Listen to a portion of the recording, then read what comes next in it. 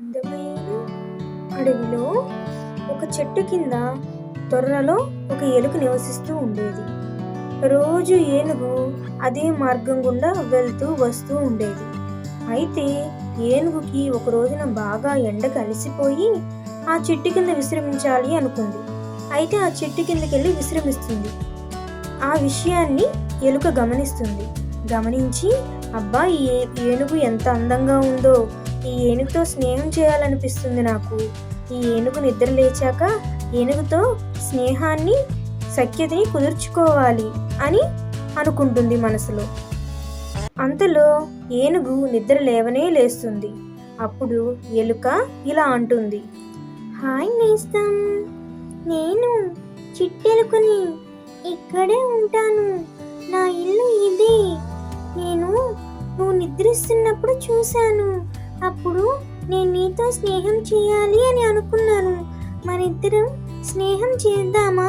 నాకు నీతో స్నేహం చేయాలని ఉంది అని ఎలుక అంటుంది. అంతలో ఏనుగుకి మహాకోపం వస్తుంది. అప్పుడు ఏనుగిలా అంటుందన్నమాట, ఏంటి, నేను నీతో స్నేహం చేయాలా? నీకు నాకు స్నేహమా? అది ఎన్నటికీ కుదరదు. నీ సైజ్ ఎంత, నా సైజ్ ఎంత? నీ ఉనికేంటి, నా ఉనికేంటి? మనిద్దరికీ ఇది సరిపడదులే, పో అని ఏనుగు అనగానే ఎలుక ఎంతో నిరుత్సాహపడిపోయి తన ఇంట్లోకి వెళ్ళిపోతుంది. అయితే ఏనుగు ప్రతిరోజు అక్కడికే వచ్చి నిద్రపోవాలి అనుకుంటుంది. ఎందుకంటే తనకి నిద్రపోటానికి ఆ స్థలం ఎంతో అనువుగా ఉంటుంది.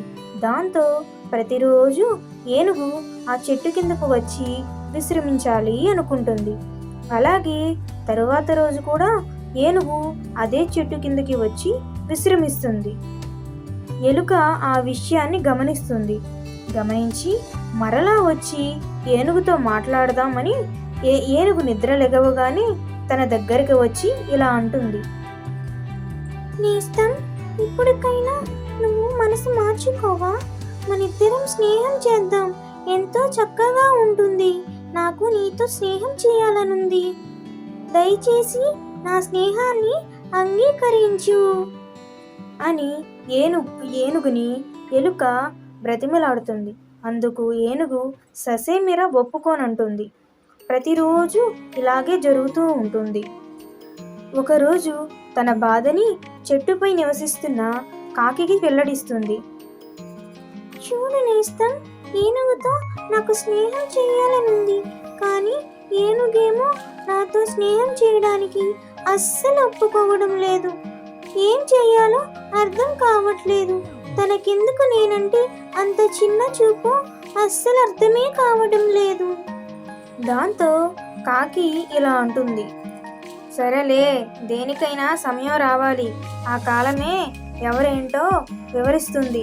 అంతవరకు నువ్వు వేచి ఉండు. దానికోసం నువ్వు దిగులు పడకు, సరేనా అని కాకి ధైర్యం చెబుతుంది. అలా రోజులు గడుస్తూ ఉన్నాయి. ప్రతిరోజు ఏనుగు అదే చెట్టు కిందకి వచ్చి విశ్రమిస్తూ ఉండేది.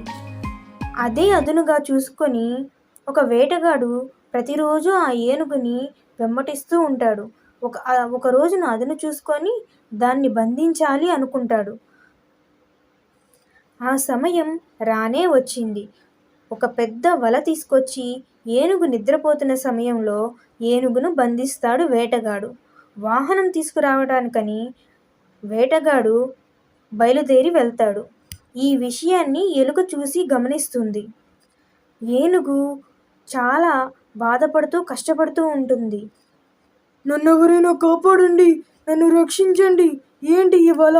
అర్రరే, నన్ను ఎవరో బంధించారు, ఎలా? నేను చిక్కుకుపోయాను, అరేరే, నన్ను రక్షించండి అని ఏనుగు అన్న మాటలు విని ఎలుక ఎంతో గబగబా పరిగెత్తుకు వచ్చి, అరేరే మిత్రమా, నువ్వేమీ దిగులు పడకు. నీకెంతటి కష్టం వచ్చింది? నేనున్నాను. నీ కష్టాన్ని నేను తీసేస్తాను. నువ్వు భయపడకు, బాధపడకు. నా స్నేహితులను పిలుచుకొని వస్తాను.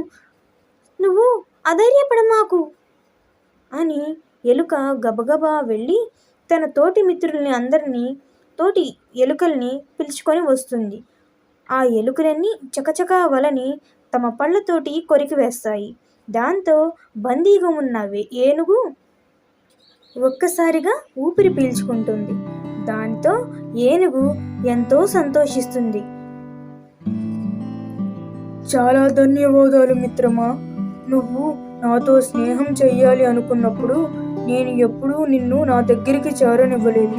కానీ అవేమీ మనసులో పెట్టుకోకుండా నువ్వు నన్ను బంధ విముక్తిని చేశావు. ఈ కష్టాన్ని నుంచి నన్ను రక్షించావు. నీ మేలు ఎన్నటికీ మరిచిపోను.